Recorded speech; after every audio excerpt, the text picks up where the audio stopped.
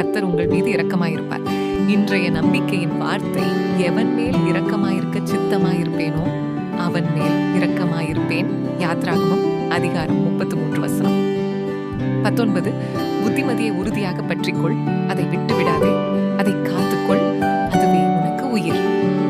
நீதிமொழிகள் அதிகாரம் 4 வசனம் 13. பரிசோதனை செய்வதும் திருத்தங்கள் செய்வதும் உலகெங்கிலும் உள்ள அனைத்து தர அமைப்புகளின் செயல்பாடுகளாகும். அப்படியானால் நம் வாழ்வில் தேவையான திருத்தங்கள் செய்வது எவ்வளவு முக்கியமானது என்பதை நாம் சிந்தித்து பார்க்க வேண்டும். நல்ல செய்தி என்னவெனில், உங்கள் பரம தகப்பன் பரிசுத்தமான, மேலும் ஏற்றுக்கொள்ளக்கூடிய வாழ்க்கையை எவ்வாறு வாழ்வது என்பதை உங்களுக்கு புத்திமதியாக காட்டுகிறார். திருத்தங்களை ஏற்றுக்கொள்வது எப்போதும் எளிதானது அல்ல.